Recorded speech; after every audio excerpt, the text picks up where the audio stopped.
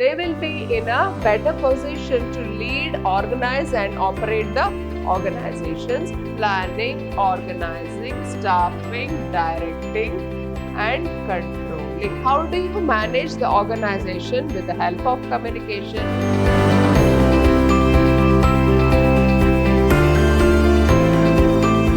Hello everyone, I am Purnima, faculty in the Department of Commerce and Management, Vidyashram First Grade College, Temple of Excellence, Mysuru. I welcome you all to this session. In this session, it is an introduction session on the subject which has been newly introduced by Mysuru University for the first year BCom students, that is business management. Now let us have an introduction to what is the agenda of this session here. So first thing is we'll learn about the syllabus. The next, what are the learning outcomes? Then we learn about the units in detail, then about the internals, and lastly, the exam pattern. Now, coming to the agenda. So, we have the course objectives. So, what is the objective of learning this course and what are we trying to do with the students? So, what is the benefit the students will get out after learning about this subject? The first one is it equips students with the core skills and knowledge needed to efficiently lead, organize, and operate the organizations. So, when the students read this subject or learn about this subject, they will be in a better position to lead, organize, and operate the organizations. Then, second one is train individuals to integrate functions like finance, marketing, and human resources to maximize productivity and achieve long-term corporate goals. So, it will also help the students, or it is indirectly giving a training to the students in functions like marketing, finance, and human resources to achieve the long-term goals of the organization. Third one is apply basic knowledge to work in the companies under different culture. So once the students graduate out of the degree, they'll be working under different companies. So they will be able to get basic knowledge of the work. Then the fourth one is understand the basic principles of management. So what are the basic principles of management? What is how the evolution of management came into existence? We'll also be learning and help the students in understanding the process of business management and its functions.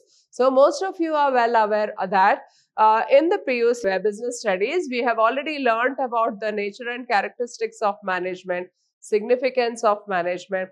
We have also learned about the principles of management. So in this degree classes, we'll be going in depth about the same concepts, but we'll go into depth. Coming to the syllabus. So first chapter, it relates to introduction to management. So in the second chapter, we'll be learning about the evolution of management thought. Third chapter is devoted to planning, organizing, and delegation. Fourth chapter is staffing, motivation, and leading. Fifth chapter is controlling and coordination. So totally, dear students, you will have 5 units and it looks like a repetition of the second year pre-university, but then you will be learning something extra. So you will be getting in-depth knowledge about the various concepts which you have been introduced to in your pre-university classes. So here we'll be having some more knowledge. Now in the first chapter, introduction to management. So we all know that management is the art of getting things done through others and with the help of others to achieve the goals of the organization effectively and efficiently. So management definition is very familiar to all of us. We will be learning about the concepts of management, what is the definition of management, characteristics of management. So management is a goal-oriented process, management is all-pervasive, management is a continuous process. Management helps in achieving the goals of the organization. So there are the various characteristics of management we will be knowing. Then we will also have a comparison between management and administration. So what is management? What is administration? So management can be referred to as a process. Management can be referred to as a group of individuals who are running the institution. Management is the work the management does. So we know the different meanings of the word management. So we will be understanding what is management and what is administration. So administration is something which is higher than management. So you will be able to manage the organization. Administration is something which is greater than management. Then we'll also be learning about the functions of management: planning, organizing, staffing, directing, and controlling. So these are the various functions of organization. So we'll be learning about all this in the first chapter. Now, coming to the second chapter, we have the evolution of management thought. So, how the management thought came into existence. So, we'll also be learning about the contributions of F.W. Taylor and Henry Fayol. So, we are all familiar with what is the contribution of F.W. Taylor. So, he has given the scientific management, whereas Henry Fayol has given us the management, that is the general management. So, here they concentrate more on the shop floor. Here they concentrate more on the general administration. Then we'll also learn about the contribution by Elton Mayo. So Elton Mayo, he was a great management thinker. And what are his contributions to management? Then next we'll also learn about Peter F. Drucker, another great management thinker. Then contribution of Indian philosophy towards management. So how the Indian philosophy has contributed towards management, we'll be learning about that. Then we learn about management by communication. So we have learned that most of the management comes through directing. So directing is the essential core of management. Now management by communication. So how do you manage the organization with the help of communication? Management by systems, management by participation. So there are the different concepts of management which we will be learning. And then we'll be learning by management by motivation, that is the management by objectives and management by exceptions. So these are the different concepts you will be learning in the unit 2, that is evolution of management thought. Now coming to the third chapter. So we have planning, organizing and delegation. So what is the meaning of the word planning? Planning refers to bridging the gap between the present and the future. So you are taking decisions. The planning arises only when you have a choice. So if you don't have a choice, you will have to follow what is the path in front of you. So only when you arrive at a crossroad, you will be asked to take any one route. So you'll have to choose whether to go to the left or to the right. So only then we need the help of planning. So planning is deciding in advance what you want to be in the future. So we will learn about the meaning of planning. What is the planning process? So how the planning process is done? So we will be learning about that. Then the types of plans. So we have already learned about the different types of plans: objectives, strategies, procedures, policies. We have learned about the methods, budget, etc. So all these are the different types of plans. We have also learned about the standing plans and the single use plans. So single use plans, it will be used only once, but standing plans will be there for a very long time. Then we'll also learn about organizing. So what is organizing? Organizing is bringing together the 4 M's of business. So what are the 4 M's of business? Men, money, machines and materials. So the 4 M's of business.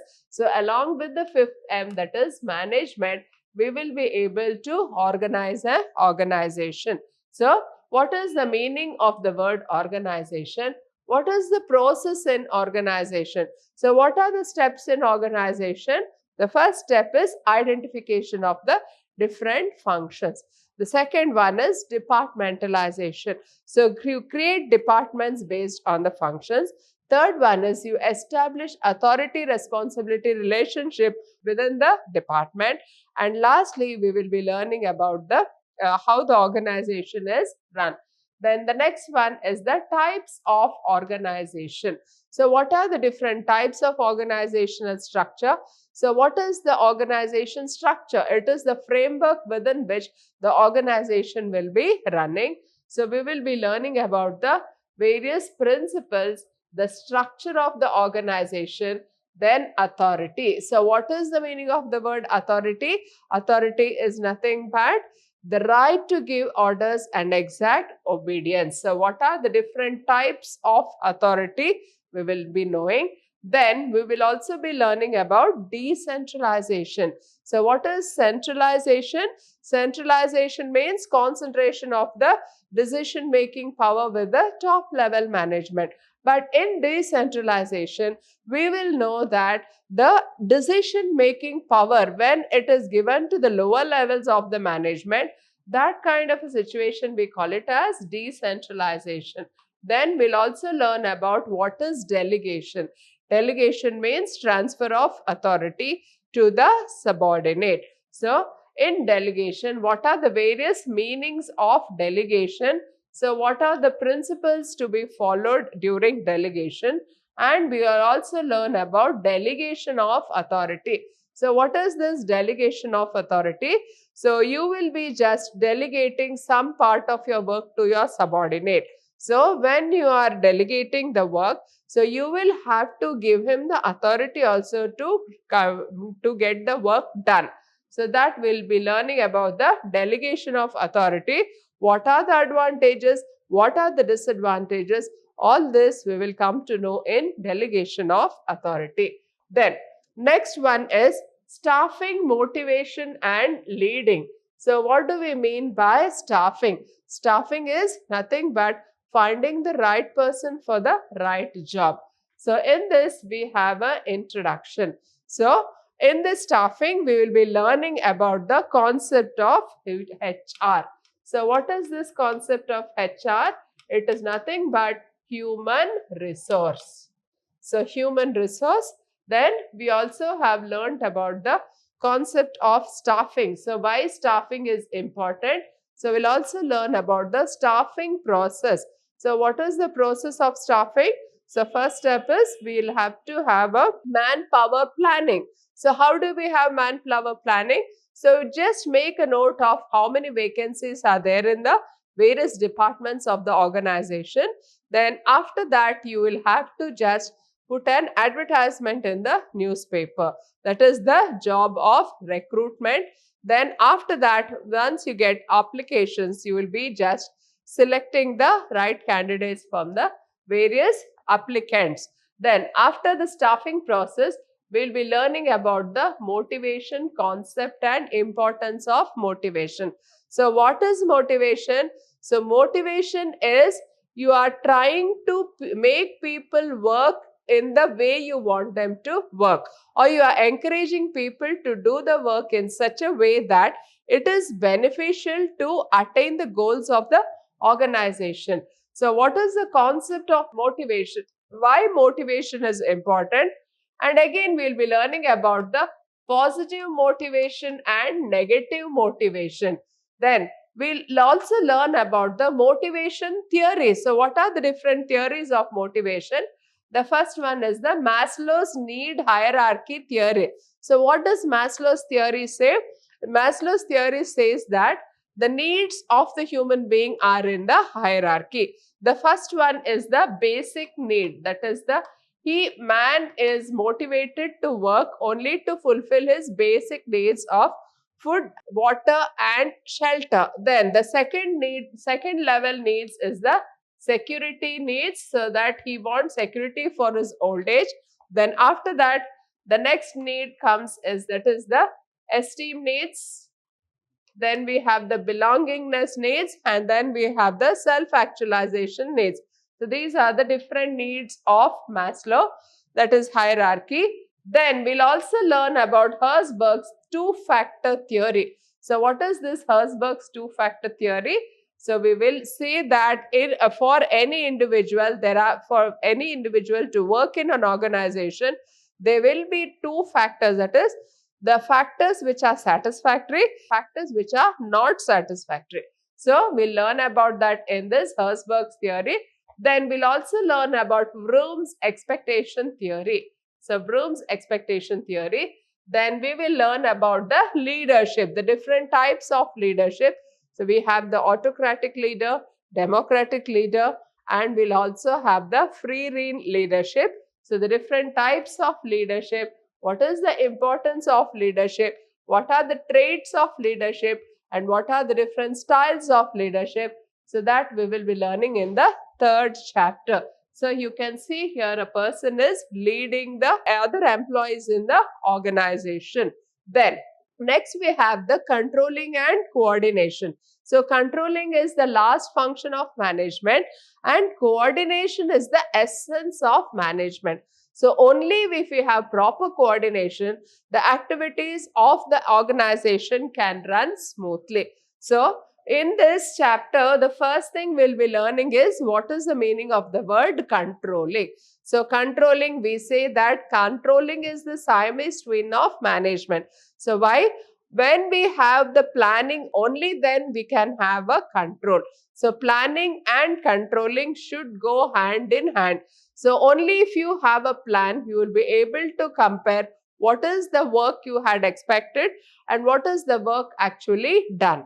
So planning and controlling, they are twins of management. So we'll be learning about the meaning, definition and techniques of control. So we have learned about we have just learned about the controlling process in the second year pre-university class. But here we'll go one step ahead.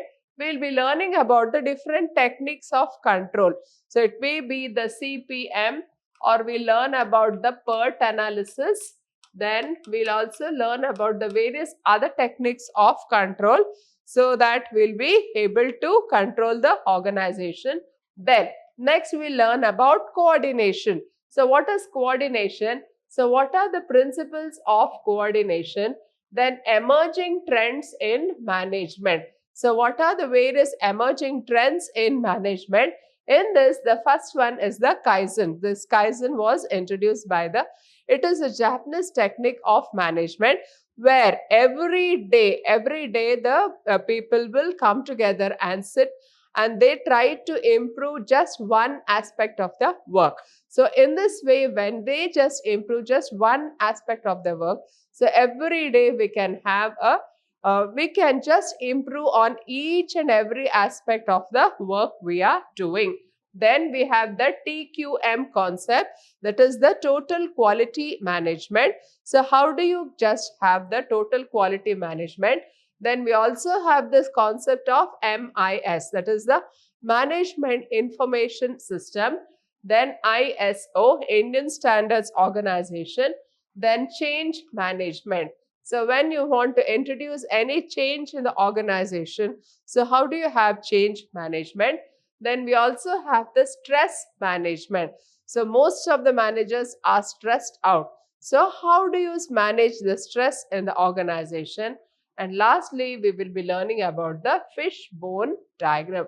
So these are the 5 units which has been prescribed by the Mysore University for the subject business management. Now coming to the internals. So internals, we'll be having 2 internals here. So for the first internals, we'll have the first and the second unit. And for the second internals, we'll have third and the fourth units which will be included. In addition to this, we'll have Viva assignment and the seminars to assess the students. So totally we'll have 2 internals and we'll also have a Viva and a projects and assignments for assessment. Then next we have the question paper pattern. The question paper pattern, it is for 80 marks and here in part A, it will be a 5 marks question. So 5 marks question, 5 into 6, that is 30. So you will get 6 questions out of that, 8 questions out of that, any 6 you will have to answer. So part A will be the 5 marks question. Then part B will be the 10 marks question. So 10 into 3, that is 30. And part C will be a 20 marks question. So in this way, we have the question paper pattern. Then Coming to the books for reference. So we have various books for reference. So we have Business Management by C.B. Gupta. So this is published by Sultan Chand and Sons. That is one book which you can refer.